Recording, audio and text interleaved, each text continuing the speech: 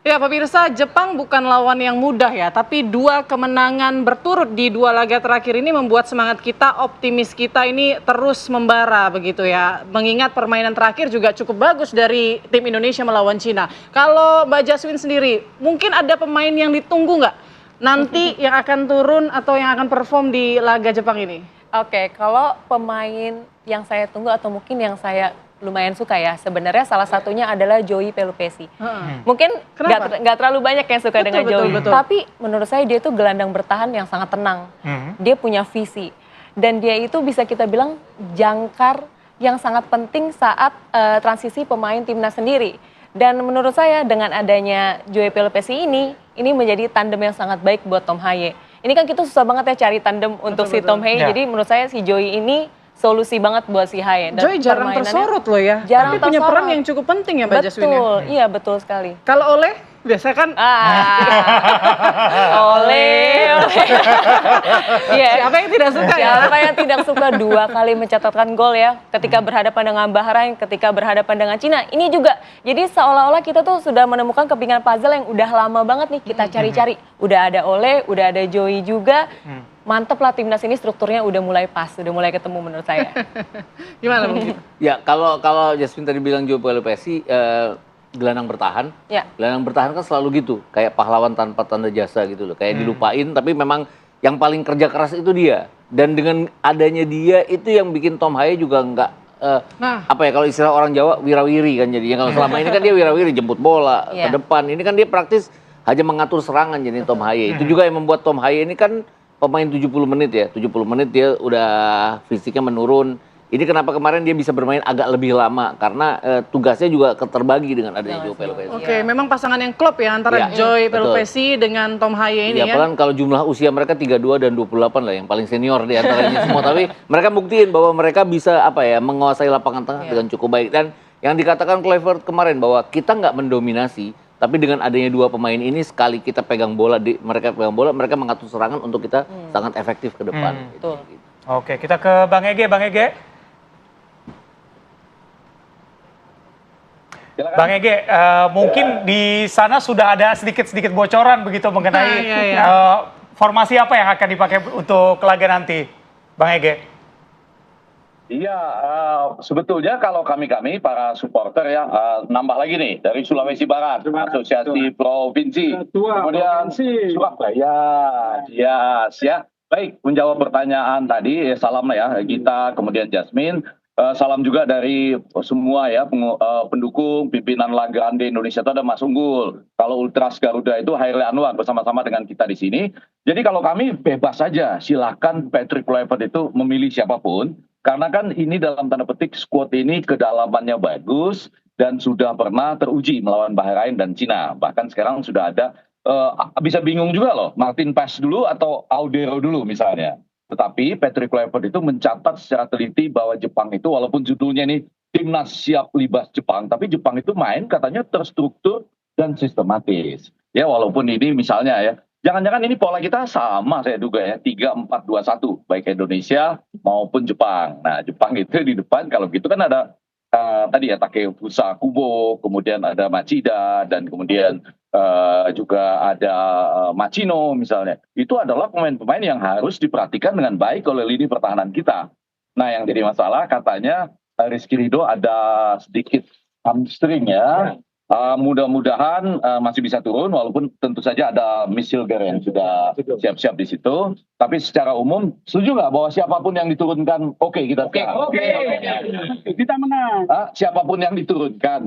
Bapak punya favorit nggak, pemain favorit? Saya punya favorit. Siapa yang agak kenceng Pak?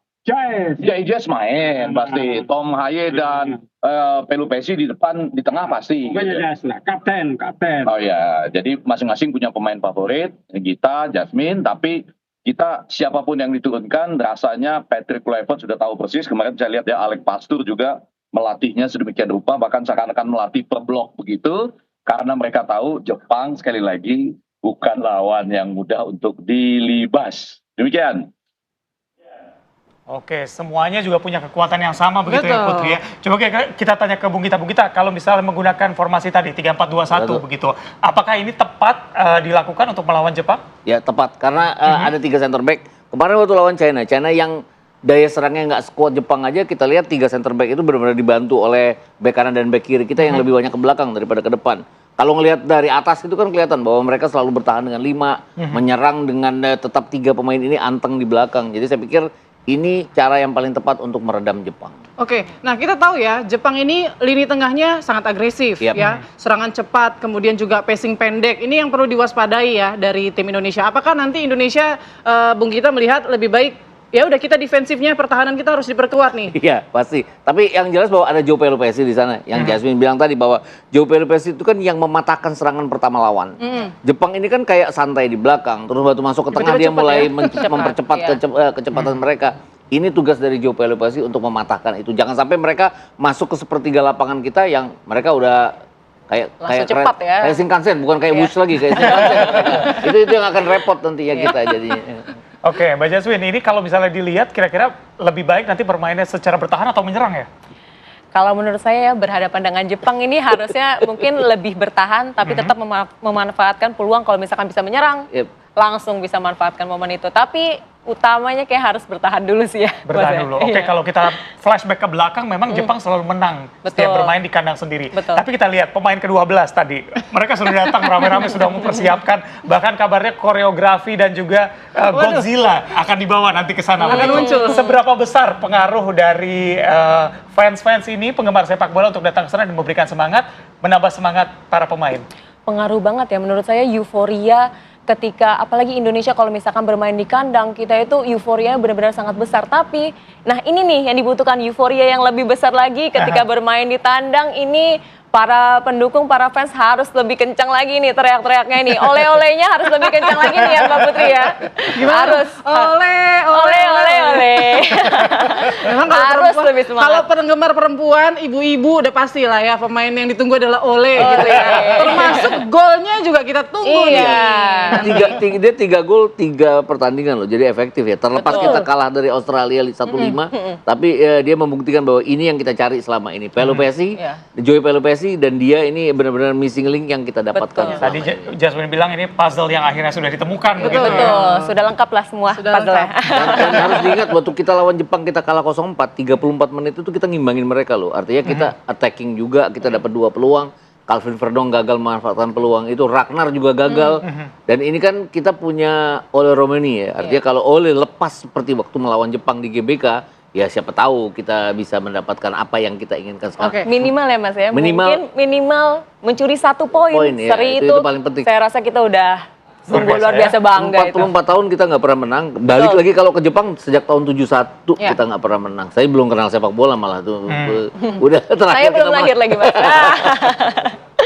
Iya, Bung Gita, kita juga harus mengantisipasi lah ya permainan Jepang begitu ya. Terutama mungkin kita bisa mengambil celah nih dari pertandingan Jepang lawan Australia kemarin. Apa celah yang bisa kita manfaatkan untuk meraih ya minimal seri lah tadi seperti yang kita harapkan, atau bahkan bisa mendapatkan poin? Kalau ngelihat rekaman pertandingan itu saya juga agak bingung ya kok Australia bisa menang ya.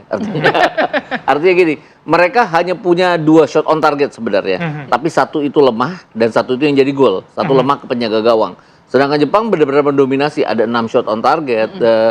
Mereka benar-benar mengurung pertahanan Australia saat itu, tapi dengan solidnya pertahanan Australia terbukti bahwa mereka bisa clean sheet. Kemudian balik-balik lagi, 3 pertandingan terakhir ini kan Australia menang 5-1 sama kita, hanya 1 gol ya oleh kecerdikan oleh Romani. Kemudian menang 1-0 lawan China dan kemarin menang 1-0 lawan Jepang. Artinya 2 clean sheet, dan Bahrain, dan 2 clean sheet dalam 3 pertandingan dan hanya 1 kali kemasukan. Ini solidnya pertahanan Australia, solidnya pertahanan kita yang harus kita dapatkan pada saat berhadapan dengan Jepang.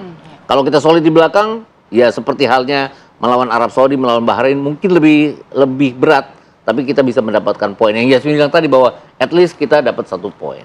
Apakah nanti pemain utama yang diturunkan atau pemain lapis kedua sama seperti lawan Australia? Jepang ya maksudnya? Iya, Jepang. Yang perlu kita antisipasi nih. Kayaknya mereka akan menurunkan pemain lapis keduanya, tapi dengan Takefusa Kubo sejak awal, Wataru Endo juga sejak awal. Kayaknya akan seperti itu. Oke, baik. Menarik sekali ya. Tapi kita juga nanti akan meminta kira-kira Prediksinya nih, berapa skor yang akan kita cetak? Apakah seri atau 1-0, 2-0, 3-0? Nanti sesaat lagi kita akan tanyakan ke masing-masing narasumber harapannya seperti apa. Usai jeda berikut kami akan kembali untuk Anda.